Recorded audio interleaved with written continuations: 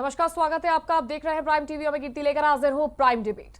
मुकेश अंबानी के घर के बाहर विस्फोटक लगी गाड़ी मिलने के बाद से पूरे राज्य में राजनीति का विस्फोट हो गया है। राज्य के गृह मंत्री पर 100 करोड़ की वसूली के आरोप लगे हैं और आरोप सीनियर पुलिस अधिकारी ने खाकी और खादी पर ही लगाए हैं, जिसके बाद एक बार फिर से वसूली के खेल में खाकी और खादी का गठजोड़ सामने आया है। देखिए पहले हमारी ये रिपोर्ट, उसके बाद हम चर्चा करेंगे कि महाराष्ट्र में जो हो रहा है वो क्या भ्रष्टाचार है या फिर है राजनीति से प्रेरित। आज का बड़ा सवाल।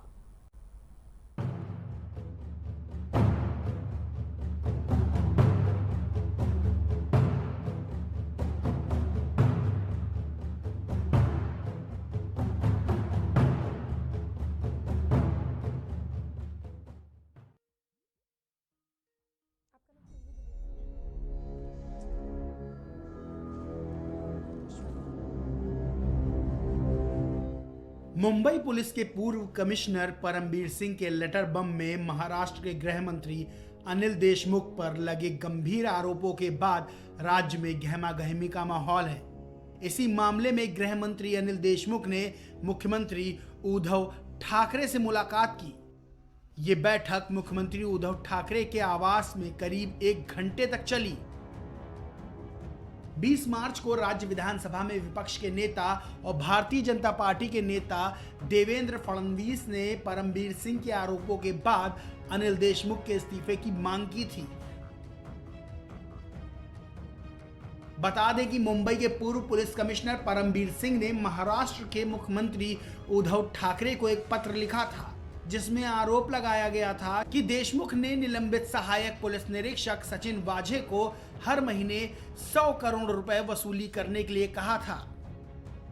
परमबीर सिंह द्वारा लगाए गए आरोपों के एक दिन बाद अनिल देशमुख ने कहा था कि परमबीर सिंह को मुंबई पुलिस आयुक्त के पद से इसलिए हटाया गया ताकि वाझे से संबंधित मामलों को बिना किसी बाधा के जांचा जा सके।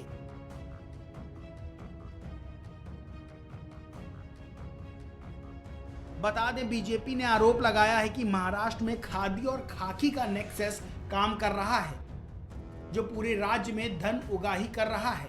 बड़ी बात यह है कि एंटीलिया केस के बाद इस तरह की बातें सामने आ रही हैं कि खाकी और खादी का गठजोड़ बड़े स्तर पर वसूली कर रहा है, लेकिन इस तरह के आरोप पहले भी लगते रहे हैं और खाकी और खादी का नेक्सस पूरे राज्य में न सिर्फ धन उगाही करता है, बल्कि विपक्ष ये आरोप लगाता रहा है कि सत्ता पक्ष हमेशा पुलिस को अपने लिए एक सेना के रूप में इस्तेमाल करता रहा है और विपक्ष का शोषण करता रहा है। चाहे किसी राज्य पर नजर डाल लें, जब भी कोई भ्रष्टाचार का मामला सामने आता है तब खादी और खाकी का गठजोड़ सामने आता है। कानपुर के बिकरू कांड पर नजर डालें तो साफ पता चल जाएगा कि विकास दुबे जैसा दुर्दांत अपराधी सिर्फ कुछ पुलिस वालों की शय पर इतना बड़ा बन गया कि उसने 8 पुलिस वालों की जान ले ली। वहीं विकास दुबे बिना राजनीतिक संरक्षण के इतना आसानी से अपराध तो नहीं करता रहा होगा। ऐसे कई मामले हैं जब पुलिस और नेताओं की मिलीभगत सामने आई है। उत्तर प्रदेश में गायत्री प्रजापति जब सत्ता में था तब किस तरह खाकी और लोकल प्रशासन की मदद से खनन का धंधा चलाता था, आज वही गायत्री प्रजापति जेल में बंद है। लेकिन जब वो सत्ता में था तब कितने ही खाकीधारी उसके शय पर वसूली करते थे और उसके खनन के काम पर किसी की नजर नहीं जा रही थी।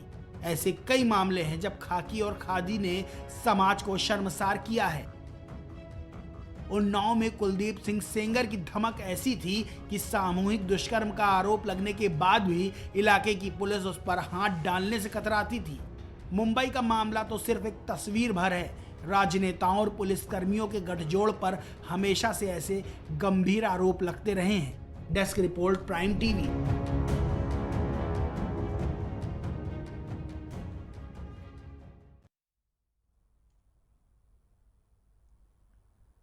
तो आज का बड़ा सवाल यही है कि महाराष्ट्र में जो हो रहा है वो भ्रष्टाचार है या फिर राजनीति संलिप्त बताई जा रही है। हालांकि जो खाकी और खादी का जो गठजोड़ भी हमने आपको हमारे पैकेज में दिखाया, उस पर भी हम आज चर्चा करेंगे, लेकिन उससे पहले मैं आज हमारे साथ प्राइम डिबेट में जो शामिल हुए उनका परिचय आपसे करा देती हूँ। आज हमारे साथ डॉक्टर सूर्य कुमार पूर्व आईपीएस मौजूद है, साथ ही साथ सुनील त्रिपाठी पत्रकार वरिष्ठ हैं, वो हमारे साथ मौजूद हैं। केसी जैन बीजेपी नेता, साथ ही साथ संजय द्विवेदी शिवसेना से हमारे साथ जुड़ेंगे।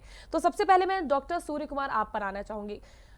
मुंबई नगरी फिल्मों की नगरी कहा जाता है, फिल्में निकल कर आती हैं, लेकिन जिस तरह से अब फिल्मों के अलावा जो दृश्य निकल कर आ रहा है, कहीं ना कहीं इंस्पिरेशन फिल्में हैं क्या इसकी? और क्या लगता है आपको, एक पुलिस वालों पर एक किसी सरकार का एजेंट होने का जो उनके ऊपर ये धब्बा लगता है, तो क्या कहना है? क्या कुछ चल रहा है महाराष्ट्र में इस समय, जो चिट्ठी निकल कर आई और जिस तरह से आरोप लग रहे हैं शिवसेना सरकार पर, क्या कहना है? मैडम, ये जो ये घटना चक्र महाराष्ट्र में चल रहा है, वो सचमुच लोकतंत्र के लिए बहुत चिंताजनक है और पूरी पुलिस व्यवस्था के लिए भी बहुत चिंताजनक है। होता क्या है कि पब्लिक की उम्मीद होती है कि पुलिस बिल्कुल निष्पक्ष, संविधान सम्मत, कानून सम्मत तरीके से काम करे, लेकिन प्रैक्टिकल क्या होता है कि पुलिस व्यवस्था एक राजनीतिक पार्टी जो सत्ता में होती है उसके अधीनस्थ काम करती है। और आपने देखा कि बंबई में भी जैसे ही शासन की, यानी वहां जो शासन चल रहा है उसकी नाराजगी हुई, तुरंत पुलिस कमिश्नर वहां के बदल दिए गए और उन पर ब्लेम भी लगा दिए गए और वो मजबूर हो करके अब सुप्रीम कोर्ट तक पहुंच गए। इसलिए जो सुप्रीम कोर्ट ने कहा था कि हमें ऐसी व्यवस्था चाहिए कि पुलिस पूरी निष्पक्षता से काम करे, और वो तभी संभव हो सकता है जब या तो राजनीतिक नेतृत्व इतना परिपक्व हो, इतना निष्पक्ष हो, इतना पारदर्शी हो कि पुलिस को अपना पूरा काम करने का मौका दे। वरना होगा क्या कि एक इंस्पेक्टर, असिस्टेंट इंस्पेक्टर जो 13 साल से नौकरी से बर्खास्त चल रहा था, उसको शासन स्तर पर मीटिंग करके वापस लिया जाता है। फिर वापस, सामान्यतः ऐसी घटनाएं नहीं होती, फिर उसको क्राइम ब्रांच का इंचार्ज बना दिया जाता है और फिर यह बात उठती है कि उसको अवैध वसूली का ठेका दे दिया जाता है। और फिर आम जनता जो लोगों के बीच जा करके उसको वसूली की जिम्मेदारी देते हैं, तो वो कोशिश करता है। तो बड़ा जो एक अंदाज लग रहा है कि इसका मतलब वो गाड़ी इसलिए खड़ी की गई थी कि ताकि मुकेश अंबानी जी को डराया जा सके, उनसे अवैध वसूली ली जा सके, ये अंदाज लग रहा है। अब इस प्रकार की घटनाएं भविष्य में ना हो, यह व्यक्ति नहीं महत्वपूर्ण होता। हम लोगों को चिंता करनी चाहिए कि हमारी व्यवस्था ऐसी मजबूत बने कि आगे से इस प्रकार की पुनरावृत्ति ना हो, और उसके लिए जरूरी है कि पूरी तरह से पारदर्शी, निष्पक्ष पुलिस काम कर सके। इसके लिए जो पुलिस सुधार आयोग ने संस्तुति दी थी कि एक ऐसी कमेटी बने, एक ऐसा कमीशन बने जिसके अंदर पुलिस को निष्पक्ष काम करने के लिए रखा जाए। नंबर 2, जो हमारी मीटिंगें होती हैं, चाहे वो राजनेता हैं, चाहे अधिकारी हैं, वरिष्ठ अधिकारी हैं, क्यों नहीं हम लोग इनकी वीडियो रिकॉर्डिंग रख सकते कि कोई भी वरिष्ठ अधिकारियों से या वरिष्ठ नेताओं से मिलेगा, उसका वीडियो रिकॉर्ड होगा, निगरानी की एक पुख्ता व्यवस्था होगी ताकि कोई अवैध वसूली का अगर आदेश दिया जाए तो वो भी रिकॉर्ड हो जाए, अगर अवैध कार्य हो तो वो भी रिकॉर्ड हो जाए। आरटीआई हमने देश में लागू की, हमारी सरकार ने लागू की है। आरटीआई की दिशा में ये एक बड़ा महत्वपूर्ण कदम होगा। आज पूरा देश राष्ट्रपति जी को, माननीय सुप्रीम कोर्ट को, माननीय प्रधानमंत्री जी की ओर आशा भरी निगाहों से देख रहा है कि ऐसे गंभीर मामले में, जिसमें यह बात आ रही कि सीधा किसी होम मिनिस्टर ने सीधा किसी असिस्टेंट इंस्पेक्टर को टारगेट दे दिया, इसलिए कि उसको मोबिलाइज करके पहले लाया गया, फिर उसको, उसने शिवसेना में काम किया और काम करके अब उसको वसूली का टारगेट दे दिया गया। इस प्रकार के जो भी आरोप लगे हैं, मैं नहीं कहता कि 100% कितनी सच्चाई है, कितनी झूठाई है इसमें, लेकिन पूरा देश देख रहा है कि निष्पक्ष जांच इस मामले की हो और जांच किसी ऐसी बॉडी द्वारा की जाए जिस पर किसी का दबाव ना हो।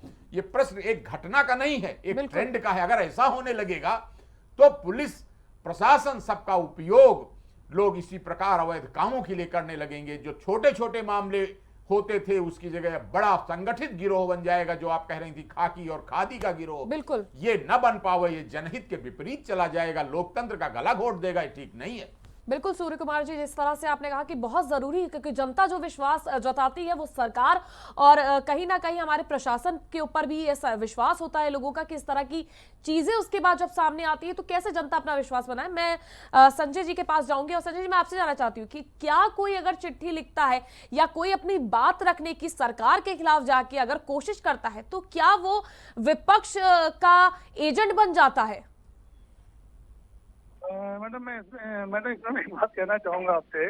अभी उत्तर प्रदेश में एक IAS ने चिट्ठी लिखी थी, यहाँ ट्रांसफर पोस्टिंग में अवैध वसूली चल रही है, बकायदा रेट फिक्स है। गुजरात में माननीय मोदी जी के जब गुजरात में एक IPS थे, उन्होंने एक चिट्ठी लिखी थी। अभी रघुराम राजन ने अर्थव्यवस्था के ऊपर एक चिट्ठी लिखी, इसमें कहा गया सब अर्थव्यवस्था माननीय मोदी जी की वजह से खराब हो गई है। ये 3-4 पॉइंट और भी पॉइंट हैं, और भी चीजें ऐसी हैं, मैं चर्चा नहीं करना चाहता हूँ। लेकिन किसी की चिट्ठी लिखने से कोई अपराधी नहीं बन जाता है। अभी संजय बाजे से उन्होंने कहा था, संजय बाजे कहाँ, उनकी NIA जांच कर रही है। NIA की रिपोर्ट आ गई क्या? नहीं आई अभी। ATS की रिपोर्ट आ गई? नहीं आई। किसी को आप ये समझिए, हम जो संविधान में बना हुआ है, कानून जो बना हुआ है, उसके अनुसार अगर कोई आदमी हमारे सामने किसी गोली मारता है तो उसको गोली मारने का अधिकार मेरा नहीं है। संजय जी, अपराधी घोषित करने की बात नहीं की गई है, जांच की बात की जा रही है कि एटलीस्ट जांच तो आगे बढ़ाई जाए। जांच निश्चित जांच उसकी होनी है, वो तुम्हारे मानी हुए हैं, मुख्यमंत्री जी ऑलरेडी कह चुके हैं। किस तरह की जांच हो रही है? बिल्कुल जांच होगी, इसकी जांच होगी, तो निकाले जाएंगे। लेकिन जो उन्होंने पत्र दिया, मैं एक बात आपसे पूछना चाहता हूँ, जब वो कमिश्नर थे उससे पहले उनको मालूम चल गया, ये चीज घटना मालूम चल गई, तो उन्होंने एक्शन क्यों नहीं लिया? तो सबसे बड़े दोषी तुम्हारे पत्र लिखने वाले हैं, बाकी उसकी जांच होगी। नहीं, तो जिसकी सरकार होती है, यही ये बात मैं बिल्कुल सूर्य कुमार जी से मैं ये करना चाहूंगी कि एक DG रैंक का जो अफसर होता है, जब उसके पास इस तरह की शिकायत पहुंचती है तो कहीं ना कहीं गृह मंत्री के पास पहुंचते हैं और मामला दबा दिया जाता है।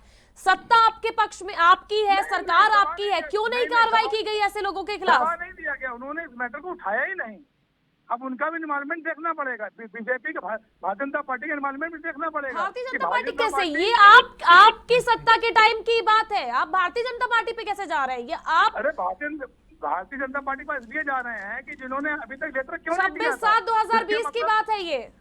अरे तो मैं बता तो आप रहा हूँ, इन्होंने लेटर अभी तक क्यों नहीं दिया? अभी तक क्यों लेटर इन्होंने नहीं दिया? उसकी पोस्टिंग जरूरत नहीं की, उसको उस जगह हटाया क्यों नहीं? अगर ऐसी चीजें मिली थी तो उसे बताना चाहिए था इनको। संजय जी, आप शायद तक मेरा सवाल नहीं समझ पा रहे हैं। मैं बात कर रही हूँ कि जो चिट्ठी प्राप्त हुई है और परमवीर ने जब उनका ट्रांसफर किया गया उसके बाद जो उन्होंने नेताओं का इसमें संलिप्त होने की बात जोड़ी है, आपके महाराष्ट्र के जो पुलिस कमिश्नर थे जिनका ट्रांसफर किया गया, उनकी बात मैं कर रही हूँ। उनकी चिट्ठी का जवाब क्यों नहीं दिया गया? तो उनकी चिट्ठी तो माननीय मुख्यमंत्री का पहुंची है, उस पर कार्रवाई होगी, कार्रवाई होनी है उस पर। अब एकदम से आपको कार्रवाई चल रही होगी, अब आप एकदम से कार्रवाई होगी, आपका रिजल्ट आ जाए, तो ऐसी चिट्ठियों का रिजल्ट एकदम से नहीं आता है ना, उसमें समय लगता है, थोड़ा इंतजार करना पड़ता है। थोड़ा ना कि आप तुरंत आप चिट्ठी के जवाब दें। अब अभी आप मेरी बात सुन लीजिए, पुलवामा में 2 साल से NIA जांच कर रही है, पठानकोट में 2-3 साल से NIA जांच कर रही है, उड़ी में 3 दिन से जांच कर रही है, रिजल्ट क्या अभी तक आया? अगर कोई कहे जिलेटिन वहां रख दिया गया और उसकी जांच अभी तक ATS ने नहीं की, तो मैं आपसे ये भी तो पूछना चाहता हूँ ना कि वहाँ पे 2 साल तक आपकी NIA ने अभी तक जांच क्यों नहीं की? जिस समय 40 जवान शहीद हुए थे, जिन पर सरकार का पैसा लगता है, एक जवान बनाने में कितनी कठिनाई होती है। संजय जी, उस पर चर्चा हम कर लेंगे किसी दिन, लेकिन आज हम महाराष्ट्र में चर्चा कर रहे हैं, तो आप कृपया उसका जवाब दे दीजिए। किसका जवाब? मैंने कह तो दिया उसमें जांच होगी, जवाब दे दिया मैंने। रश्मि शुक्ला की जो चिट्ठी सामने आती है जिसमें वो साफ तौर पर कहती है ट्रांसफर और पोस्टिंग के लिए वसूली की जा रही है, तो उसको क्यों दबा दिया जाता है? यूपी में भी तो वसूली की जा रही है, यहाँ भी तो चिट्ठी दी है, क्या हुआ उसका बताइए मुझको। वहाँ जांच भी नहीं हुई, कम से कम हमारे उद्धव ठाकरे जांच करेंगे मुख्यमंत्री जी, ये आप तुम विश्वास रखिए। शिवसेना है, शिवसेना विकास के लिए है, जनता के लिए है, शिवसेना अपने लिए सरकार नहीं बनाई है। ठीक है, सूर्य कुमार जी कुछ कहना चाह रहे हैं, चलिए ठीक है। सूर्य कुमार जी, आपको क्या लगता है जो ये तर्क दे रहे हैं और जिस तरह से ये बातें बोल रहे हैं, क्या वो आपको समझ में आ रही हैं? भाई साहब की बात को मैं इत्तेफाक ये करता हूं कि ठीक है, वो शिवसेना के एक बहुत ही कर्मठ कार्यकर्ता समर्थक मालूम हो रहे हैं और अपनी पार्टी के लिए निष्ठा होना कोई खराब बात भी नहीं, बहुत अच्छी बात है। इस दृष्टि से उन्होंने अगर अपनी पार्टी की सरकार का इतनी खूबसूरती से बचाव किया है तो इसके लिए मैं उनको बधाई देता हूं। लेकिन एक इससे आगे चल करके मैं कहूंगा पार्टी के हितों के ऊपर एक बात होती है, वो है सामाजिक हित, बृहत्तर सामाजिक हित, कि हम क्या इस प्रकार के तर्क दे करके कि फला पार्टी ने गलती की, फला मामले में गलती हुई, क्या हम इससे अपने काम को सही साबित कर पाएंगे? क्या मैं आपकी शर्ट तो और गंदी है ये कह करके क्या हम अपनी शर्ट को धुलने से बचा पाएंगे? नहीं, जरूरत है कि आपकी भी शर्ट धुले, हमारी भी शर्ट धुले। और बृहत्तर सामाजिक ये हित में ये है कि भ्रष्टाचार चाहे वहां हो चाहे यहां हो, हम सब लोग मिलकर के एक बृहत्तर सामाजिक सहमति बनाएं कि हर मामले की निष्पक्ष जांच होनी चाहिए। अब सोचिए कि एक मुख्यमंत्री है, मुख्यमंत्री जी अपने गृह मंत्री की जांच क्या कराएंगे? साथ में मिलकर चुनाव लड़े हैं, मिलकर के सत्ता में आए हैं, उन्हीं के साथ कंधे से कंधा मिलाकर उन्होंने काम किया है। उसके बाद क्या एनसीपी प्रमुख शरद पवार जी भी उनका साथ दे रहे हैं? क्या ये संभव हो पाएगा? लेकिन बृहत्तर सामाजिक मर्यादा का ध्यान रखिए कि सारी जनता, अब ये प्रदेश की नहीं सारे देश की जनता देख रही है, इसलिए जांच ऐसी संस्था द्वारा करवाइए जैसे एनआईए से हो रही है। तो ये माना जा रहा है कि एनआईए किसी की गुलाम नहीं है, एक व्यक्तिगत नहीं है। एनआईए में कई तरह के लोग हैं, एक टीम है, और मेरा ये मानना है कि इसीलिए व्यक्तिगत नहीं, 5 लोगों की कमेटी बने, वो कमेटी जांच करे कि सबका निष्पक्ष बयान ले, और हाई कोर्ट या सुप्रीम कोर्ट की देखभाल में सही सही मामला की जांच हो जाए। और अरे हम लोगों को अपने उच्च आदर्शों का ध्यान रखना चाहिए कि एक समय था कि लाल बहादुर शास्त्री जी ने केवल इसलिए इस्तीफा दे दिया कि रेल दुर्घटना हो गई, तो मंत्री जी ने इस्तीफा दे दिया कि हमारे प्रबंध में कहीं कमी रह गई। उन उच्च आदर्शों को देख करके आज एक मंत्री या गृह मंत्री की बात नहीं मैं कर रहा हूं, मैं एक जनरल बात कर रहा हूं कि हम जब उच्च आदर्शों को लेकर के चलेंगे तब हम एक समाज को स्वच्छ सरकार, एक आदर्श सरकार दे पाएंगे। केवल एक प्रदेश में नहीं, मैं सब जगह की बात कर रहा हूं।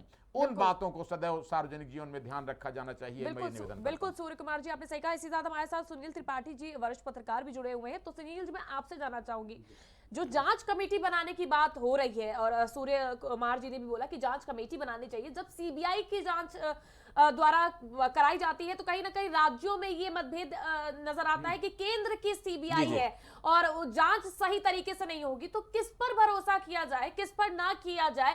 और जो महाराष्ट्र में हलचल मची हुई है इस समय, उसका लेकर आपके समीकरण क्या कहते हैं? देखिए मैडम, ये घटना जो है बड़ी दुखद घटना है देश के लिए, राष्ट्र के लिए। खाकी, खादी और अपराधी, 3 का गठजोड़ ऐसा हो रहा है कि इससे देश की अस्मिता, संविधान की अस्मिता मेरे विचारों से खतरे में होती जा रही है।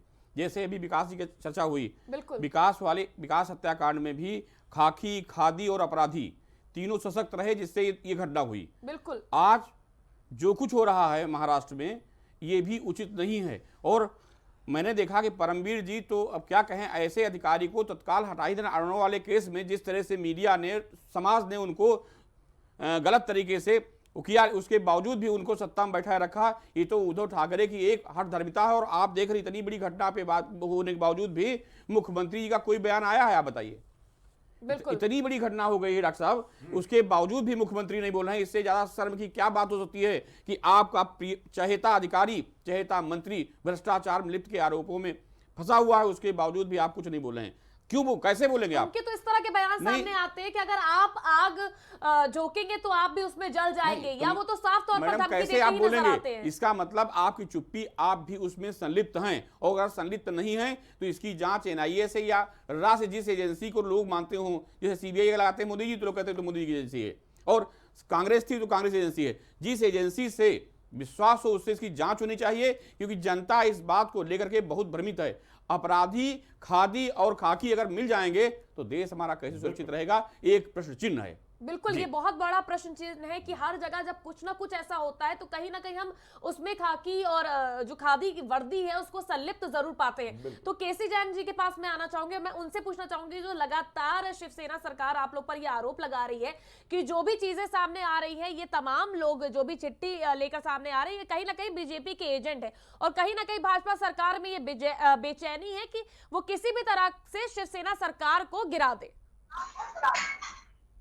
देखिए, पहली बात तो यह है कि चोरी ऊपर से सीना चोरी, कहीं ना कहीं जो महाराष्ट्र की का ताजा घटनाक्रम है, वो चाहे पेन ड्राइव मिलने का हो, सीडी मिलने का हो, या किताब मिलने का हो, डायरी मिलने का हो।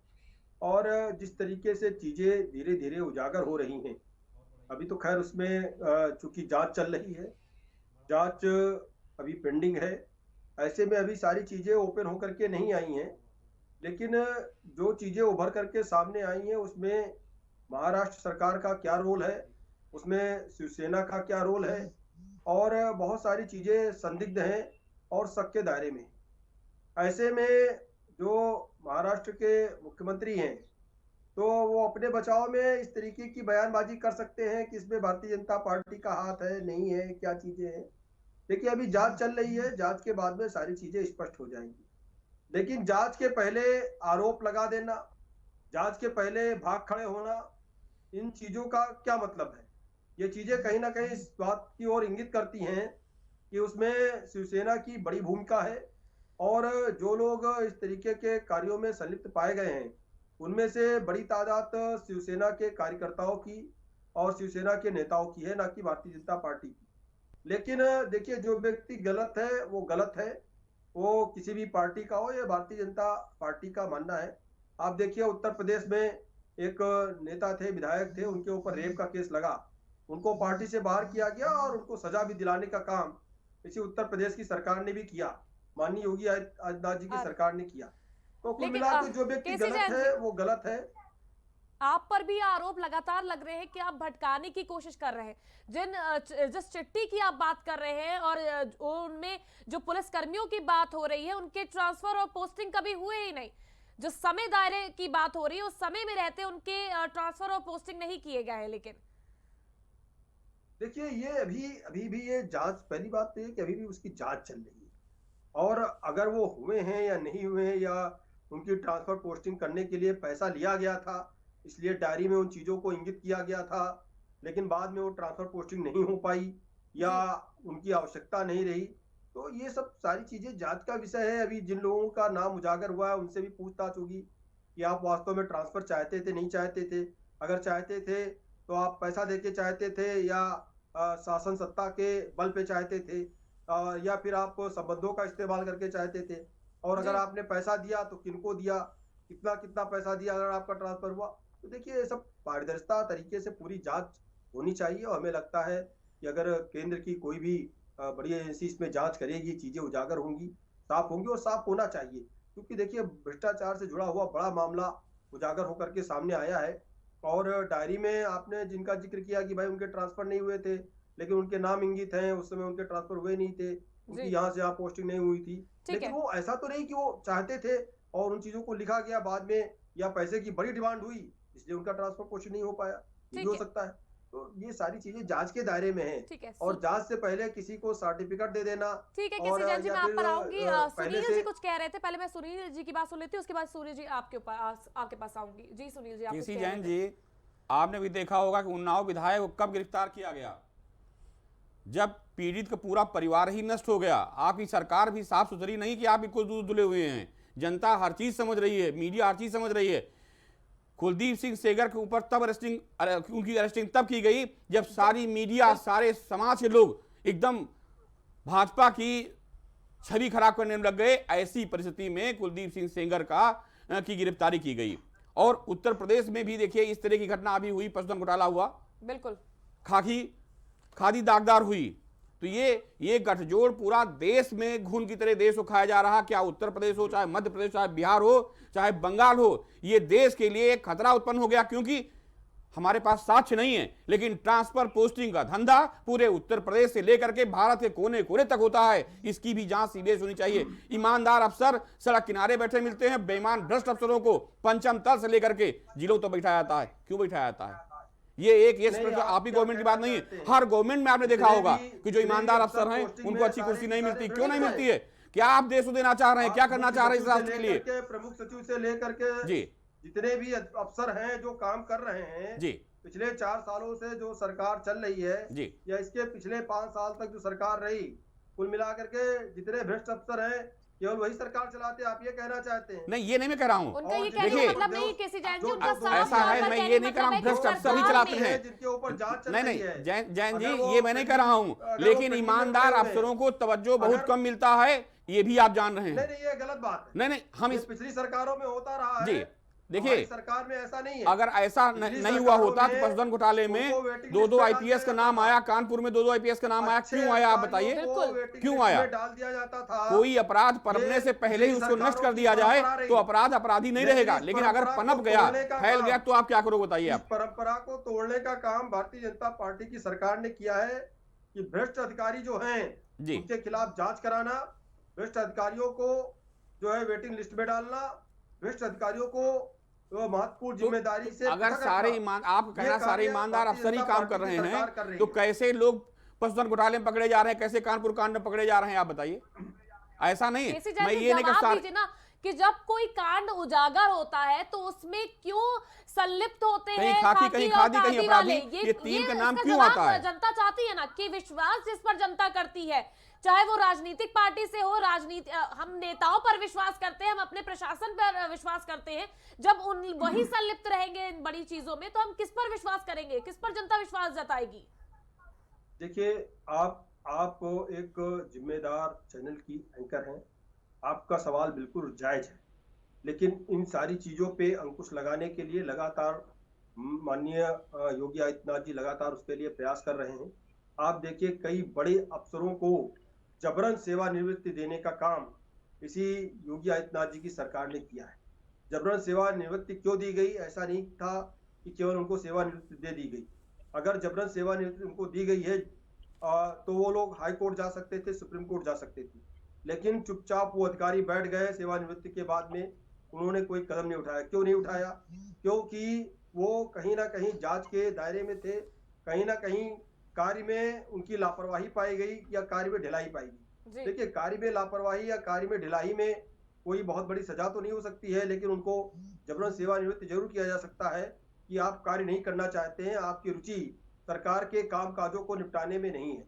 और जो भ्रष्ट अफसर हैं उनके खिलाफ सीधे सीधे जांच करा करके और उनके खिलाफ यहाँ तक कि मुकदमे भी दर्ज करा करके उनके खिलाफ कार्रवाई हो रही है। तो कार्रवाई ना करना, किस हद तक कार्रवाई करना है, ये सरकार के हाथ में होता है, नहीं की जा सकती। ये कह देना किसी चीज का हल नहीं होता है। काम कर रही है। देखिए, माननीय योगी आदित्यनाथ जी की सरकार जिम्मेदारी पूर्वक जो जीरो टॉलरेंस की नीति भारतीय जनता पार्टी की सरकार की है, माननीय मुख्यमंत्री योगी आदित्यनाथ जी की है, माननीय मोदी जी की है, उसी पे पूरी पार्टी काम कर रही है। और ये बात सही है कि बहुत सारे भ्रष्ट अफसर रहे हैं जिनकी वजह से हमेशा से शासन प्रशासन दोनों ही बदनाम हुआ है। भ्रष्टाचार को लेकर के ये भी बात सही है कि अधिकारी और नेताओं का गठजोड़ रहा है, लेकिन इसको तोड़ने का काम माननीय मुख्यमंत्री योगी आदित्यनाथ जी की सरकार कर रही है। क्यों कर रही है? क्योंकि ना उनके कोई आगे है ना कोई उनके पीछे। उनका काम है राष्ट्र की सेवा, देश की सेवा, प्रदेश की सेवा, और वो उस चीजों को बखूबी निभा रहे हैं। तो ऐसे में जो एक लंबे समय से एक काकस बंधा हुआ था, उसको तोड़ने का काम माननीय मुख्यमंत्री योगी आदित्यनाथ जी उत्तर प्रदेश में कर रहे हैं। और उसी का प्रभाव है कि तमाम सारे अधिकारी ऐसे भी हैं जो खौफ खाते हैं माननीय मुख्यमंत्री योगी आदित्यनाथ जी के कार्यों से। दूसरी तरफ ऐसे भी अधिकारी हैं जो कहीं ना कहीं ये मनसा पाले हुए हैं कि ये मुख्यमंत्र पद से हट जाएंगे और हमको फिर से मलाई खाने को मिलने लगेगी। लेकिन ये ऐसा होने वाला है नहीं। केसी जैन जी, मैंने आपको सुन लिया, संजय जी पर चले जाते हैं क्योंकि बात जो है वो महाराष्ट्र की हो रही है। हालांकि क्योंकि मसला अभी ये जो है ये गरमाया हुआ है तो हमें इस पर जानना जरूरी है। संजय जी, आप बताइए, जो 100 करोड़ की धांधली का मामला निकलकर सामने आ रहा है, क्या इस पर कार्रवाई होगी या नहीं होगी, या आप सिर्फ ये कहते रह जाएंगे कि हाँ कार्रवाई तो हो रही है लेकिन दिखाई नहीं पड़ रही है? देखिए, मैं पहले भी आपसे कह चुका हूँ, माननीय हमारे मुख्यमंत्री जी शिव सैनिक हैं। शिव सैनिक आतंकवाद राष्ट्रवाद के लिए जीता मरता है। सामाजिक कार्यकर्ता 80% हम लोग समाज सेवा करते हैं, 20% राजनीति करते हैं। तो आप ये समझ लीजिएगा, जरा चिंगारी निकली है तो महाराष्ट्र में चिंगारी वो खत्म हो जाएगी आने वाले दिनों में, ये मैं विश्वास दिला सकता हूँ आपको।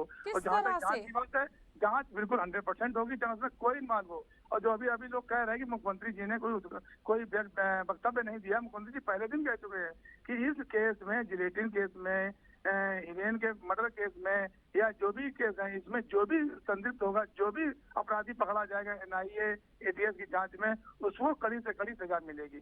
और बाकी सब पे ट्रांसफर भी इसीलिए किए गए हैं कि हमारी मुंबई पुलिस में जो भी थोड़ा बहुत लोग कह रहे हैं उसको भी ठीक किया जा सके। लेकिन अगस्त में ये चिट्ठी दी गई थी कि भैया पोस्टिंग और ट्रांसफर की ये जो खेल चल रहा है विभाग में, उस पर कार्रवाई की जाए। तो मैंने तो उस पर आपको कार्रवाई बोला तब क्यों नहीं की गई? अब तो ये एक के बाद एक पत्ते खुल रहे हैं, तो आप बोल रहे हैं कार्रवाई कर ली जाएगी। मैंने बोला तो भारतीय जनता पार्टी सोच रही सरकार गिर जाएगी, गिरा देंगे, लेकिन वो तो भारतीय जनता पार्टी को तो मौका मिला है, तो वो तो बोलेगी ही।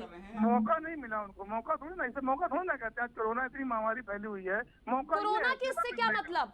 नहीं, सेवा करने का मौका है ना। अगर भाजपा सेवा करना चाहे तो सेवा करने का मौका है ना। ये तो कोई भी मुख्यमंत्री होगा उसको अपना है। और मुख्यमंत्री बनता है विधायकों के दम पे।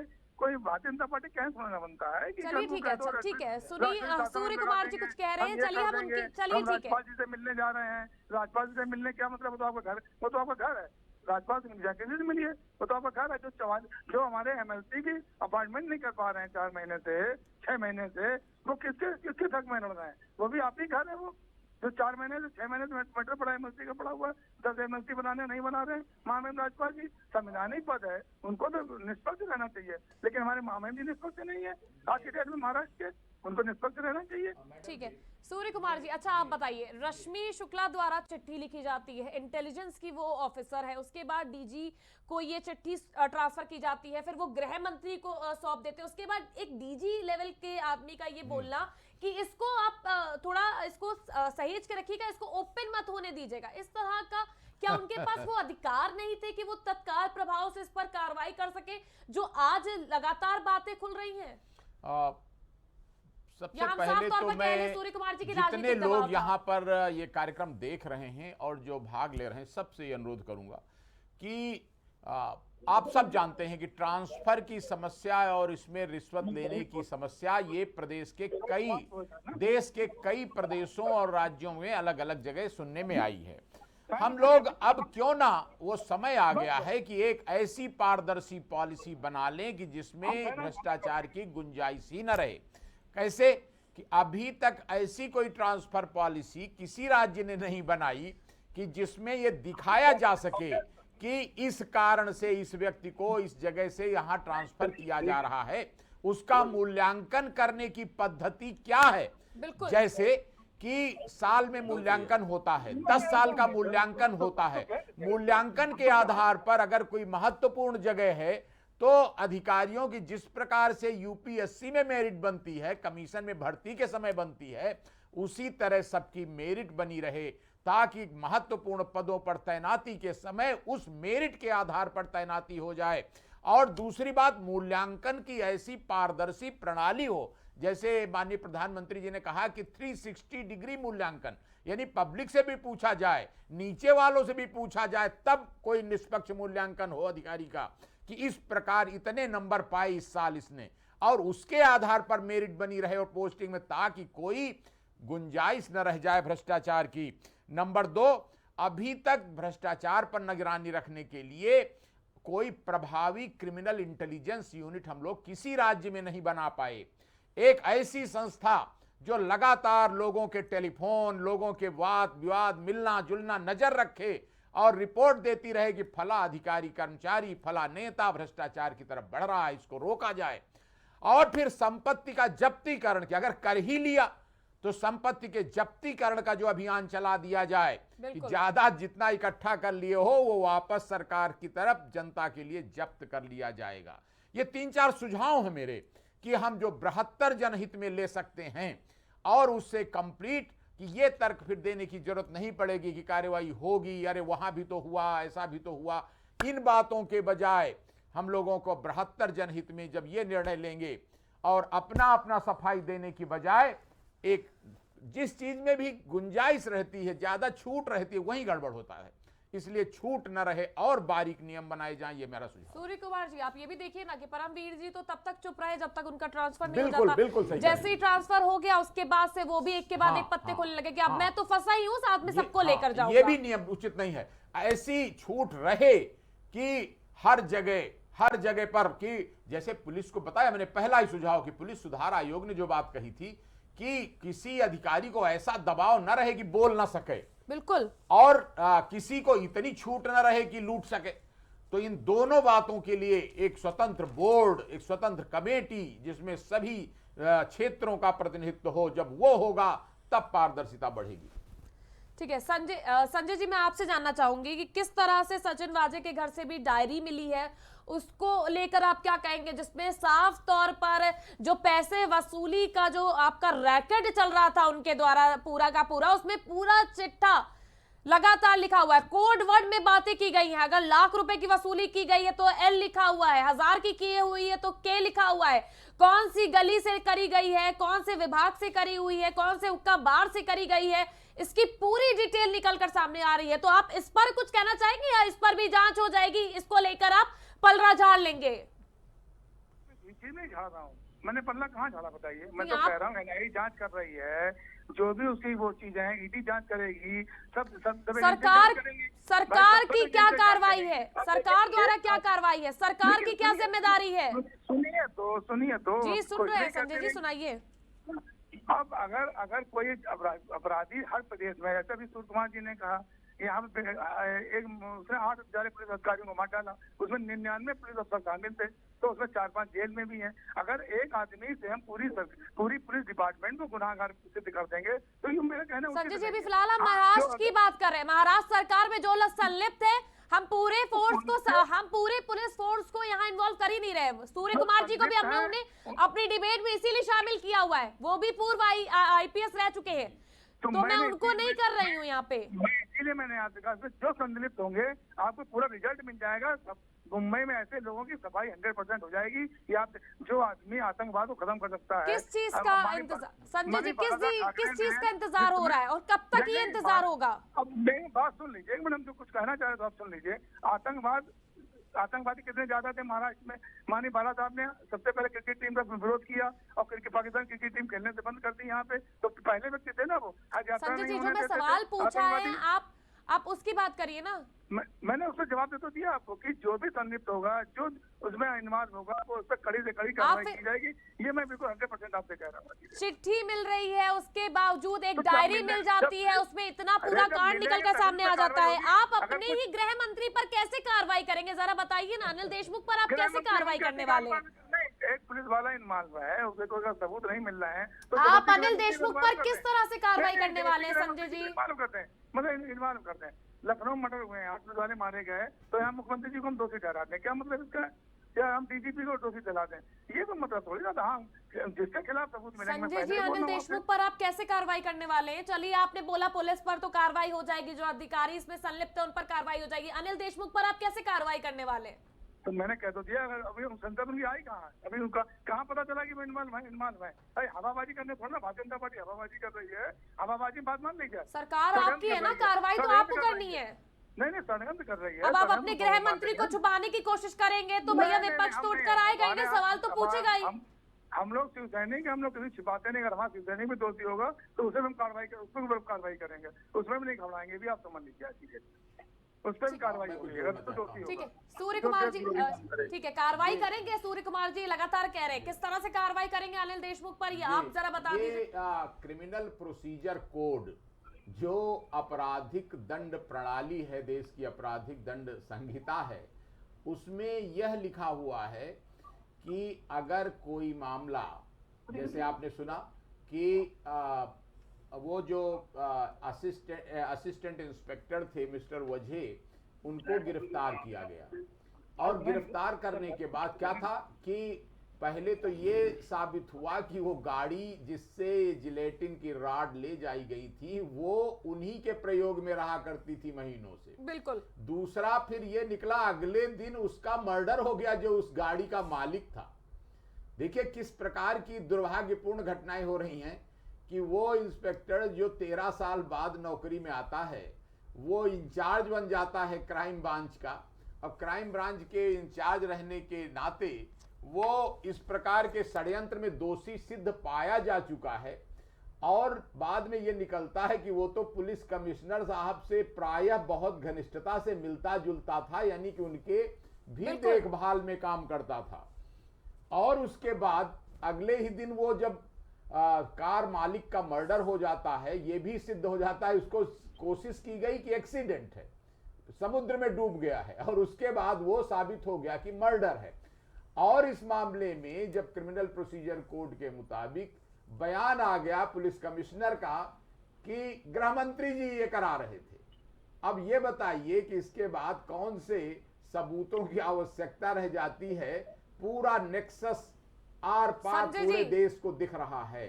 अब कठिनाई मैं समझ सकता हूं कि पार्टी है, पार्टी ने मिलकर चुनाव लड़ा है, पार्टी को फंड की जरूरत पड़ती है, फंड इकट्ठा करने के लिए किसी को जिम्मेदारी दी जाती है, और उस फंड इकट्ठा करने में इस प्रकार की बातें हो जाती हैं। वसूली तो की मैं जाती है। आगे चल करके हम सब लोगों को बिना अपने की इनकी टोपी ज्यादा गंदी, इनकी कम गंदी, इसके बजाय ये समय आ गया है कि चुनाव आयोग हर पार्टी को चुनाव लड़ने के लिए पर्याप्त स्टेट बजट अलॉट करे, ताकि इस प्रकार की अवैध वसूली की जरूरत न पड़े।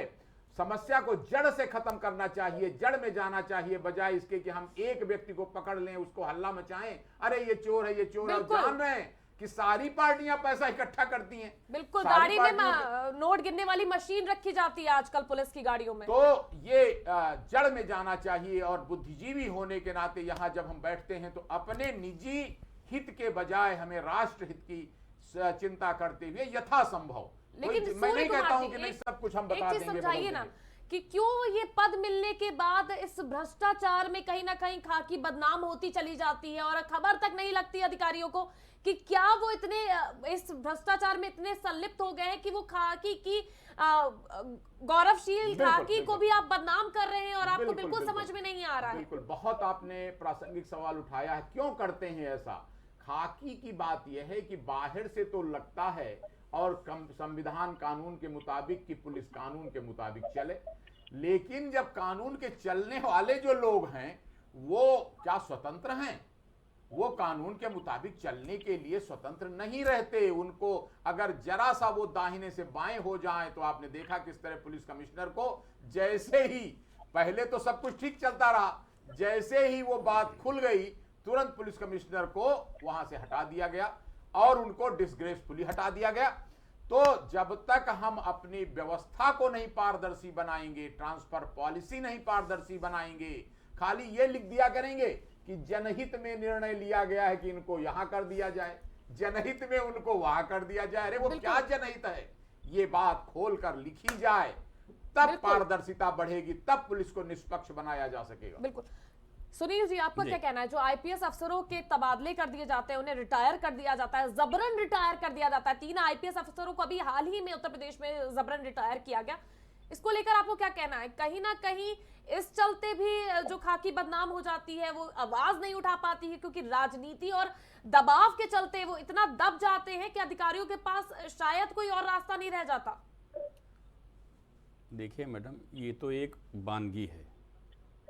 हालांकि मैं उत्तर प्रदेश के मुख्यमंत्री को धन्यवाद देना चाह रहा हूं कि कम से कम उन्होंने एक संदेश दिया कि अगर भ्रष्टाचार में लिप्त हो गए तो बक्से नहीं जाओगे। लेकिन बड़े बड़े मगरमच्छ पड़े हुए हैं अभी। कम से कम मोदी जी ने संपत्ति जांच शुरू की थी, योगी जी ने शुरू की है। अभी कम से कम मेरे नॉलेज में 3 दर्जन IAS अफसर ऐसे हैं जिन्होंने अपनी संपत्ति ब्यौरा नहीं दिया है। क्यों नहीं दिया है आपने? इसका मतलब कि आप गड़बड़ हो। जो सच्चा है, अच्छा इंसान है, अच्छा अफसर है, वो तो नेट से लेकर सब जगह अपना चिट्ठा खोल रखता है। नेता चुनाव से लड़ने से पहले आते हैं, 10 करोड़ संपत्ति है, और 10 साल बाद पता चला 50 करोड़ की हो गई। कैसे होती है? क्या सिस्टम इनकम दूने करने का नेताओं का, अधिकारियों को? अफसर जब सर्विस में आता है उसकी संपत्ति होती है 25 लाख 20 लाख की। 5 साल बाद कैलकुलेशन कराइए तो पता चला सैलरी उसकी 1 करोड़ है और प्रॉपर्टी उसकी 10 करोड़ है। क्यों ऐसा हो रहा है? इसीलिए देखिए मैडम, उसमें जिम्मेदारी सबसे ज्यादा खादी की है, फिर खाकी की है। आप ईमानदार अफसरों को ईमानदारी तरीके से, डॉक्टर साहब कह रहे हैं, बहुत अच्छा सुझाव है, मैं स्वागत करता हूं। और जो दर्शक हमारे हों उनसे निवेदन करता हूं कम से कम इस बात पर चर्चा करें कि ऐसे ही अगर ट्रांसफर पोस्टिंग होगा, ईमानदार अफसर जिलों में बैठेगा, बिना पैसा दे करके, वो पैसा नहीं लेगा। लेकिन अगर हम 10 लाख 5 लाख 2 लाख दे के जाएंगे जिलों में, तो पहले तो प्राथमिकता मेरी रहेगी कि जनतक सेवा नहीं, अपनी अलमारी पूरी कर ले हम। क्योंकि भरोसा ने ऐसी गवर्नमेंट आई है कि एक IAS अफसर 2 महीना पोस्ट हुआ, उसके बाद हटा दिया गया, फिर तीसरा पोस्ट हुआ 6 महीने रहा, उसको हटा दिया गया। ऐसी भी गवर्नमेंट मैंने अपनी आंखों से देखा है, और उत्तर प्रदेश की जनता ने उत्तर प्रदेश में भी देखा है कि पैसा देते रहे, लोग काम करते रहे। पिछली गवर्नमेंट में, सपा गवर्नमेंट की याद दिलाना चाह रहा हूं मैडम आपको, कि एक कृषि मंत्री ने अपने अधिकारी के खिलाफ मुख्य सचिव को पत्र लिखा भ्रष्टाचार की जांच कराने के लिए। उसके बाद मुख्यमंत्री स्तर से उसके ऊपर इतना दबाव बना दिया गया कि उस जांच को उसको दबाना उसकी मजबूरी बन गई। तो अगर इस संगठित तरीके से खादी और खाकी काम करती रहेगी तो देश हमारा खोखला हो जाएगा, जनता की आशाएं टूट जाएंगी। मैं तो यही निवेदन करूंगा कि ईमानदार अफसरों को अच्छी तरीके से पोस्ट किया जाए बिना रिश्वत के, और अच्छी तरह से काम लिया जाए। डॉक्टर साहब सुझाव बहुत बढ़िया है कि जब जिलों में पूछा जाएगा कि अफसर कितना बढ़िया काम कर रहा है, बुनियाद जी। मजबूत करनी पड़ेगी तो भ्रष्टाचार कमी आएगी। केसी जैन जी, क्या कहना है आपको? क्या कहना है कि जिस तरह से लगातार राष्ट्रपति शासन लागू करने की बात की जा रही है भाजपा सरकार द्वारा, तो आपको क्या लगता है, क्या यही आखिरी उपाय बच गया है? देखिए, इसलिए ये उपाय बच गया है, इसका कारण ये है, राष्ट्रपति शासन की मांग इसलिए की जा रही है, जब जिस भ्रष्टाचार में प्रदेश के गृह मंत्री स्वयं उसमें संलिप्त हों। और अभी आदरणीय सूर्य कुमार जी ने अच्छी बात कही कि अगर आपके प्रदेश का जो डीजीपी है या जो कमिश्नर है वो कह रहा है कि सीधे सीधे गृह मंत्री इसमें दोषी हैं, उनके वहां से इस तरीके से डायरिया बरामद हुई हैं और 100 करोड़ से ज्यादा का भ्रष्टाचार का मामला खुल करके सामने आया है। ऐसे में सरकार में बैठे हुए एक पावरफुल गृह मंत्री अगर स्वयं उसमें दोषी हैं तो कार्रवाई कौन करेगा? पहली बात तो साफ सुथरे ढंग से कार्रवाई नहीं हो सकती है। दूसरी बात यह है कि निष्पक्ष कार्रवाई नहीं हो सकती है, क्योंकि गृह मंत्री के अंडर में ही यह जो पुलिस की कार्रवाइयां होती हैं उसी के अंडर में होती हैं, और वो अपने खिलाफ आदेश क्यों देंगे जांच का या अपने खिलाफ गिरफ्तारी का, वो क्यों आदेश देंगे? ऐसे में प्रथम दृष्टया वहां की सरकार को चाहिए, मुख्यमंत्री को चाहिए कि इनको पार्टी से बाहर करें, इनको इनके पद से हटाएं। जैसा कि अभी कुलदीप सिंह सेंगर के मामले में चर्चा हो रही थी, उनको पार्टी से बाहर करने का काम योगी आदित्यनाथ जी की सरकार ने किया, उनको गिरफ्तार कराने का काम किया, उन्हें जेल भेजने का काम किया और फिर उन्हें सजा दिलाने का काम इसी माननीय योगी आदित्यनाथ जी की सरकार ने किया। तो ऐसे में जिम्मेदारी पूर्वक महाराष्ट्र के मुख्यमंत्री को चाहिए कि अपने गृह मंत्री को पद से हटा करके और पार्टी से बाहर करके उनके खिलाफ जांच करा करके, नहीं तो आप लोग की मांग क्या जो है? चीजें स्पष्ट हैं गृह मंत्री उसके को पद अंतर्गत से तत्काल इस्तीफा उनके खिलाफ दिलाना गिरफ्तारी है, होनी चाहिए। उद्धव ठाकरे को इस्तीफा दिलाना है या राष्ट्रपति शासन लगाना है आपका? देखिए अगर कार्रवाई वो नहीं कर रहे हैं और कहीं ना कहीं अगर बड़े स्तर पे जांच होगी, अगर उनके गृह मंत्री इसमें संलिप्त हैं तो क्या उद्धव ठाकरे जी को इसकी जानकारी नहीं होगी? और अगर सीधे सीधे मुख्यमंत्री ही किसी भ्रष्टाचार में संलिप्त है, गृह मंत्री संलिप्त है, फिर बचता क्या है प्रदेश में? जब ऐसे ही भ्रष्टाचार में संलिप्त लोग बैठे हुए हैं, फिर साफ सुथरी जांच होना और ढंग से कार्रवाई होना, इस पे भरोसा कौन दिलाएगा, कौन करेगा? अपने और एक चीज है, आप अपने पक्ष में या अपने खिलाफ स्वयं सबूत नहीं जुटा सकते हैं। और यहाँ पे क्या हो रहा है कि गृह मंत्री भ्रष्टाचार में संलिप्त हैं और मुख्यमंत्री जी उनको बचा रहे हैं, तो दोनों की दोनों भ्रष्टाचार में संलिप्त है। तो सीधे सीधे ये चाहिए जिम्मेदारी पूर्वक वहां की सरकार इस्तीफा दे, और राष्ट्रपति महोदय को चाहिए कि वहां पे सरकार को भंग करके राष्ट्रपति शासन वहां पे लगाने का काम करे, जिससे कि जो बड़ा भ्रष्टाचार है ये उभर करके सामने आवे और भ्रष्ट लोग जेल में जाए। ठीक है संजय जी, आपका क्या कहना है? रश्मि शुक्ला एक रिपोर्ट डीजी संजय जायसवाल को पेश करती हैं कि इस पर सर कार्रवाई की जाए, लेकिन वो उसको रिपोर्ट को गृह मंत्रालय को सौंप देते हैं और गृह मंत्रालय किसी और को फॉरवर्ड कर देता है। तो ये जो पूरी चीजें उजागर हो रही हैं उसमें कहीं भी कार्रवाई तो नजर नहीं आ रही है, जिस तरह के आप दावे कर रहे हैं। अपने हिंदुस्तान में, भारतवर्ष में कानून बना, संविधान बना है ना, कोई काम संवैधानिक ढंग से होगा, तो हम नहीं मना करते, कुछ नहीं होगा। लेकिन जब संविधान से ऊपर उठ के राजनीतिक दल जब अपना दावा पेश करने लग जाते हैं ना, संजय जी सुन भी लीजिए, दिल्ली सत्ता देवी के राज्यपाल, संजय जी प्लीज आप सुन तो लीजिए। नहीं है, जहाँ इनकी सरकारें नहीं है वहाँ ही काम करते हैं, विधायक तोड़ते हैं, संजय जी सुनिए तो, बनाते हैं। जब सीबीआई की जांच होती है, एएनआई जांच करती है, तो सीबीआई की जांच होती है तो आप कह देते हैं कि केंद्र की ये एजेंसी है, तब तक आप डायरेक्ट इल्जाम लगा देते हैं। अभी तो सुन रहे सुशांत सिंह राजपूत केस में मुंबई पुलिस जांच कर रही थी, वही जांच रिपोर्ट आई, लेकिन उन्होंने जबरदस्ती सीबीआई डाल दी, तो एनआईए जबरदस्ती दिखाने के लिए। अब क्योंकि चुनाव महाराष्ट्र 5 जगह हो रहे हैं, तो जब महाराष्ट्र से पूरा नाटकबाजी करनी है। लेकिन जब परमवीर का ट्रांसफर नहीं हुआ था तब आप बहुत उनकी तारीफों के पुल बांधते थे। 2 मई तक ये पूरा नाटक इनका भाजपा में चलता रहेगा। ये इनका बिल्कुल हमेशा से चिल्लाते रहेंगे, भौंकते रहेंगे। ये 2 संजय जी महीने प्लीज पहले तो शब्दों की मर्यादा रखिए प्लीज। मैं आपसे रिक्वेस्ट करूंगी शब्दों की मर्यादा मेरे डिबेट में प्लीज रखिए। मैं ये मैंने बर्दाश्त मर्यादा ही इस बोला। तरह के ये- शब्द मैं बर्दाश्त नहीं करूंगी अपनी डिबेट ये में। जो है मैंने मर्यादा ही रखी, मैं नहीं मर्यादा ही बोल रहा हूँ। नहीं, मैं ये इस तरह के शब्द मैं मर्यादा नहीं मानती हूँ, सॉरी। मर्यादा ही बोल रहा हूँ, आप जबरदस्ती परेशान ना हो, मर्यादा ही बोल रहा नहीं हूँ। मैं परेशान नहीं हो रही, लेकिन मैं इस तरह के शब्द नहीं लूंगी। सुनी नहीं है, मैं मर्यादा ही बोलता हूँ। ठीक है। मैं कभी गलत शब्द इस्तेमाल नहीं करता हूँ। संजय जी लेकिन मेरा आपसे जिस तरह प्रश्न से- भाजपा सरकार को लेकर नहीं था। मेरा प्रश्न आपसे ये था कि जिस परमवीर की आज आप आलोचना कर रहे हैं, वो कुछ दिनों पहले आप उनकी तारीफों के पुल बांध रहे थे। जब तक चिट्ठी में उन्होंने आपके मंत्रियों के नाम का खुलासा नहीं किया था, तब तक आप तारीफों के पुल बांध रहे थे। मैडम मैंने बार बार आज बात कह रहा हूँ, आप उसी को समझ नहीं पा रही हैं कि मैं कह रहा हूँ अगर देखिए शायद तक हमारी आप नहीं समझ संस्कृति रहे है, हैं। मैं हमारी समझ समाज रही की हूँ। संस्कृति है कि हम हर आदमी का सम्मान करें, लेकिन जब वो सम्मान लायक जब सम्मान खोद देता है तो उसका सम्मान नहीं किया जाता है। आप सम्मान करने के लिए आपको लायक भी तो होना पड़ेगा ना। आप लायक ही नहीं होना चाह रहे सम्मान के लिए तो उसके लिए आपकी छवि जहां बिगड़ने लगी वहां आपने सम्मान उसका हटा दिया कि आप वो सम्मान के लायक नहीं है। या आप तय कर रहे हैं कि अब ये बंदा सम्मान के लायक है, अब ये बंदा नहीं है। हमारे पास विधायकों का समर्थन है, हमारी तीनों पार्टियां एक जैसी हैं, मजबूती सरकार चल रही है। अभी जलगांव हमने मेयर बनाया है। मुद्दा तो हमें यही कोई है ना दिक्कत संजय नहीं। जी कि विधायकों का समर्थन होने के बावजूद, सत्ता में आपकी सरकार होने के बावजूद, जनता का समर्थन होने के बावजूद कार्रवाई नहीं होती है। कार्रवाई वसूली होगी, पर वसूली होगी, की होगी, जाती है। कार्रवाई होगी 1100 करोड़ वसूली में 1100 करोड़ हुक्का बार से लेकर तमाम जगहों पर।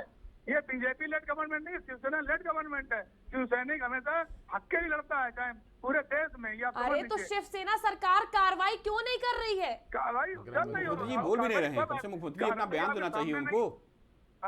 मुख्यमंत्री जी का आपके बयान आया, इस पे बताइए कोई अभी तक। 1100 करोड़ का घोटाला हो, 1100 करोड़ का भ्रष्टाचार हो, मनमोहन सिंह बोलते नहीं थे, लेकिन अर्थव्यवस्था मजबूत करती थी। जिसमें मुख्यमंत्री स्वयं संलिप्त हो कहीं ना कहीं, जुमलेबाजी करते तो हैं, झूठ बोलते हैं। वो उस पर कार्रवाई किसी करते दिन हैं। मैं आप पर अगर आऊंगी, उनको ठीक है। कार्रवाई करना होता ठीक है। तो इस्तीफा देते अपने गृह मंत्री हम से। एक एक करके बोले। उनको गिरफ्तारी करके जनता जेल का भला भेजते। करिए। मेरा ये कहने का मेरा जनता का भला करने के लिए काम करिए। बोलने से देश नहीं चलता है, देश जनता काम का करने भला से चलता करिए है। ना, यही तो लोग चाह रहे, कार्रवाई क्यों नहीं कर रहे हैं? तो 1.5 साल से कार्रवाई एक चीज में कार्रवाई हो रही है। एनआईए की कार्रवाई के बीच में आप खलल क्यों डालते हैं? फिर इन चीजों पर आप क्यों बीच में रोक टोक लगाते हैं या आप क्यों पक्ष रखते हैं? एनआईए में किसने खड़ा अनिल देशमुख पर क्या कार्रवाई करिएगा बताइए ना संजय जी, यही तो जवाब मांग रहे हैं। क्या उनसे पद आप छीन लेंगे? जानकारी आप कर लीजिए। एनआईए की पूरी सरकार मदद कर रही है, एटीएस बराबर जांच कर रही है। हम कहाँ विरोध कर रहे हैं किसी का?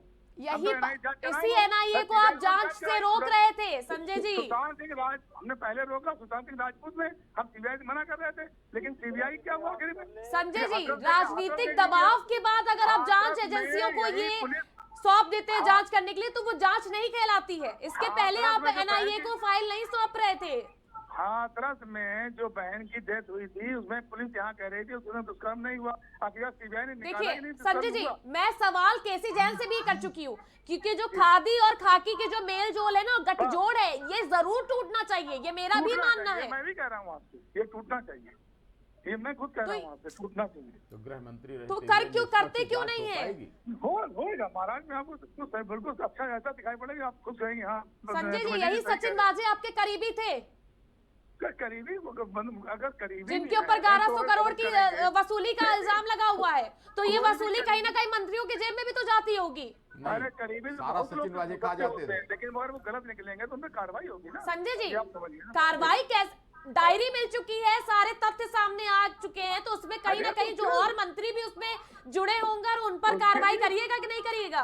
बिल्कुल 100% सब पे कार्रवाई होगी, यानी कि आदमी पे कार्रवाई होगी। चलिए आप हमारे मन से आज बता दीजिए, आप प्राइम टीवी के, कि आप क्या किस तरह की कार्रवाई होगी अगर आपके मंत्री या फिर अनिल देशमुख के ऊपर किसी तरह से ऐसे कोई आरोप की पुष्टि होती है, तो क्या उन्हें पद से हटा दिया जाएगा?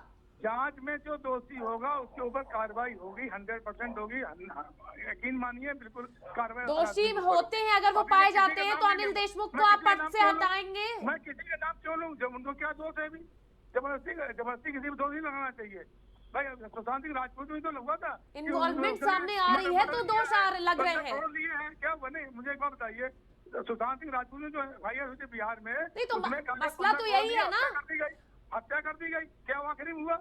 अब मुझे बता दीजिए आप, आखिर में सीबीआई ने क्या कहा? उन्होंने आत्महत्या की है। तो लेकिन आप वही तो कह रहे हैं, वहां पर जब वहां से ठीक है उसकी जब अभी उनकी सामने तरफ से उदाहरण मौजूद है। सुशांत की अभी तरफ आप- से जब पुलिस आती है तो आप क्वारंटीन कर देते हैं, तब तो आप कहते हैं क्वारंटीन के रूल्स बहुत हाई है। आपसे कहता हूँ सुशांत सिंह राजपूत में FIR हुई। सुशांत सिंह राजपूत का अगर आपने मुद्दा उठाया है तो आप इस पे भी सुन लीजिए ना फिर संजय जी। जब उसमें तो नहीं पकड़ी गई ना, लेकिन आरोप उस पर लग गया था, अब उसमें फांसी थोड़ा दे देंगे। जब हत्या होती है, जब वहां से टीम आती है तो अब आप उसे क्वारंटाइन कर देते हैं। जब अनिल देशमुख क्वारंटाइन होते हैं तो वो पीसी करते हुए पकड़े जाते हैं। कोरोना को हमारे लिए कोरोना रोकना सबसे महत्वपूर्ण काम है। संजय जी कैसी बातें कर रहे हैं? सबसे भ्रष्टाचार रोकना नहीं महत्वपूर्ण है। बाकी कहीं नहीं होगा, नहीं मान सकते। नहीं संजय जी, आप सीधे सीधे कह दीजिए संजय कि जी, भ्रष्टाचार राजनीतिक रोकना मंच मेरी नहीं है। मुद्दे की बात नहीं है और कोरोना रोकने में कोरोना व्यस्त के हूँ। नाम पर हम आप जनता भ्रष्टाचार से यही चलने कह दीजिए देंगे। सीधे सीधे कि भ्रष्टाचार ये- रोकना मेरा लक्ष्य नहीं है, मेरा ये- लक्ष्य कोरोना से खाली लड़ना है। ये विचार करिए कि गृह मंत्री रहते हुए क्या पुलिस के लोग उनके खिलाफ पब्लिक के लोग बयान दे पाएंगे? आतंकवाद खत्म करना, आतंकवाद खत्म करना, देश को सुरक्षित रखना और इस तरह से सुरक्षित मतलब भ्रष्टाचार आतंकवाद आपकी प्राथमिकता में नहीं है। आतंकवाद अपनी सरकार को तो आप मैनेज कर लीजिए। अपनी सरकार जहां आपकी सत्ता है वहां तो आप पुलिस को मैनेज कर लीजिए। आप आतंकवाद तो बहुत दूर की बात है। जहां आपकी सत्ता है वहां तो खत्म कर लीजिए। पाकिस्तान क्रिकेट टीम को नहीं खेलने दिया, आज सब मान रहे हैं। हज यात्रा नहीं होने दी थी, आप तो नहीं की ना, आपकी हज यात्रा होते नहीं होने देते थे। चलिए ठीक है, अच्छा संजय ठीक है, और आप मुझे ठीक है। बताइए सरकार से अनिल हज देशमुख यात्रा सीधे हुई कि नहीं हुई? ठीक है। मामले में इन्वॉल्व है आप बताइए और मुझे। गृह मंत्री कौन होने किसने के बाद में लिया? भी ठाकरे ने लिया वो कि जो नहीं है लिया? अभी ठीक है केसी जैन जी मैं आऊंगी। सुनील जी आप कुछ कह रहे थे, क्या लगता है जो ये लगातार सूर्य कुमार जी मैं आप पर भी आ रही हूँ। सुनील आप कुछ कह रहे थे, आप क्या कह रहे थे? जी मैं ये कह रहा हूं कि आप स्वयं कल्पना करिए और केवल ठीक है आप एक पार्टी के सदस्य हैं, उसके लिए निष्ठा रखते हैं, उसके पक्ष में बोलना आपका फर्ज है, लेकिन ये सोचिए कि क्या किसी व्यक्ति के गृह मंत्री रहते हुए उसके अधीनस्थ पुलिस कर्मचारी, उसके क्षेत्र में रहने वाले जो ये बार वाले और अन्य पब्लिक के लोग हैं जिन्होंने तमाम पैसा दिया है वजह को, इंस्पेक्टर को, तो वो कोई बयान इस प्रकार का दे पाएंगे? क्या वो मानसिक दबाव रहेगा नहीं? क्या जांच निष्पक्ष हो पाएगी?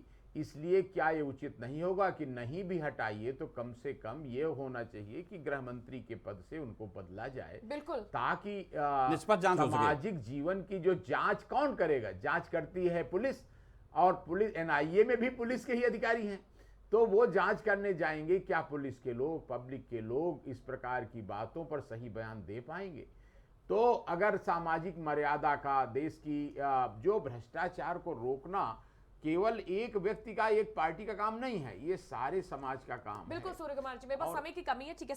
सुनील जी आप अपना लास्ट एक रिव्यू दे दीजिए कि जो आपको क्या लगता है महाराष्ट्र में जिस तरह की ये राजनीति चल रही है और जो खाकी और खादी का जो गठजोड़ है, इस पर आप क्या कहना चाहेंगे?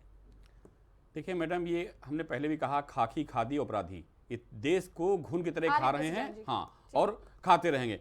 मैं आपसे ये पूछना चाह रहा हूं कि सुशांत सिंह राजपूत, चूंकि आपने छेड़ा है, सुशांत सिंह राजपूत को लेकर के सारी मीडिया, सारा देश एक तरफ रहा। यही परमवीर सिंह के लिए आपने एकदम नीट क्लीन कर दिया, परमवीर से बढ़िया कोई नहीं है। लेकिन जैसे ही आपके भ्रष्टाचार की तोरा से पोल खुली, आप परमजीत को किनारे कर दिए। ये इनका नहीं, अपराधियों का, राजनीतियों का यही मैडम हाल होता है कि जब तक वो मुखबिर उनके लिए काम करता रहता है तब तक वो ठीक रहता है, जैसे ही उनके मोहरों से अलग होता है वो खराब हो जाता है। क्योंकि सफेद कपड़े पे छींटे जल्दी दिखाई देते हैं, जल्दी दिखाई पड़ती हैं। आज वो टेलीफोनिक रिकॉर्ड का सबूत दे रहे हैं कि ये देखिए सबूत है कि हमने आते ही इंस्पेक्टर 12 साल तक इंस्पेक्टर बाहर रहा, आप उसको लेके आए। ये बात क्यों लेके आए? बैड इंटेंशन नहीं था आपका, तो क्या आपके पास और लोग नहीं थे? आप क्यों उसको लेके आए? इसका मतलब आप चाहते हैं कि सरकार हमारी भ्रष्टाचार में लिप्त रहे और भाजपा चिल्लाती रहे। ठीक है, केसी जान जी आप कुछ कह रहे थे।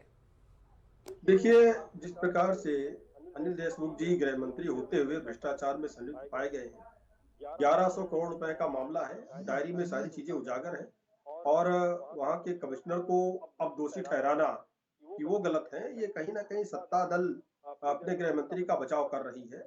इसीलिए जरूरी हो जाता है कि मुख्यमंत्री और गृह मंत्री जिस घटना में सीधे सीधे इन्वॉल्व हो, इतना बड़ा भ्रष्टाचार का मामला हो, ऐसे में बिना सरकार के हटे साफ सुथरे ढंग से जांच हो ही नहीं सकती। इसीलिए जरूरी है कि तथ्यों से छेड़छाड़ न होने पाए। इसलिए जरूरी है कि वहां पे सरकार को हटा करके राष्ट्रपति शासन वहां पे लागू हो।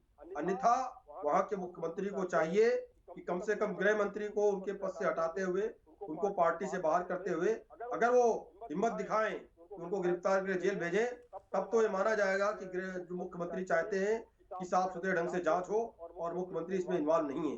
लेकिन अगर मुख्यमंत्री अपने गृह मंत्री को जेल नहीं भेज रहे हैं, उनसे इस्तीफा नहीं ले रहे हैं या उनको पार्टी से बाहर नहीं कर रहे हैं, इसका मतलब साफ साफ है कि वहां के मुख्यमंत्री, महाराष्ट्र के मुख्यमंत्री भी इसमें कहीं ना कहीं इन्वॉल्व हैं। और जब जिस घटना में स्वयं मुख्यमंत्री इन्वॉल्व हो, उसके रहते हुए कोई भी जांच साफ सुथरे ढंग से नहीं हो सकती है। इसलिए जरूरी हो जाता है कि वहां पे सत्ता को जो है बर्खास्त करते हुए और वहां पे राष्ट्र शासन। बहुत बहुत शुक्रिया आप सभी का हमारे साथ आज प्राइम डिबेट का हिस्सा बनने के लिए। हमारे साथ यार डॉक्टर सूर्य कुमार, पूर्व आईपीएस, केसी जैन बीजेपी नेता, सुनील त्रिपाठी वरिष्ठ पत्रकार, साथ ही साथ संजय द्विवेदी शिवसेना नेता थे हमारे साथ। तो आज का बड़ा सवाल था कि महाराष्ट्र में जो कुछ भी हो रहा है और खादी का जो एक गठजोड़ है ये कब टूटेगा, लेकिन जनता जिस पर विश्वास करती है अगर वही विश्वासघात करेगा तो जनता कहां जाएगी। वही राजनीतिक पार्टियां अगर जांच से ऊपर उठकर बात करेंगी तो जो सच्चे अधिकारी होंगे शायद तक उनकी आवाज भी दब जाएगी। तो सबसे जरूरी है, जिस तरह से सूर्य कुमार जी ने हमें बताया कि 360 एंगल से हमें पूरी कार्रवाई करनी चाहिए और उसके तहत हमें हर लोगों पर निगरानी चाहिए, चाहे वो पुलिस अधिकारी ही क्यों ना हो या वो किसी पार्टी का नेता ही क्यों ना हो।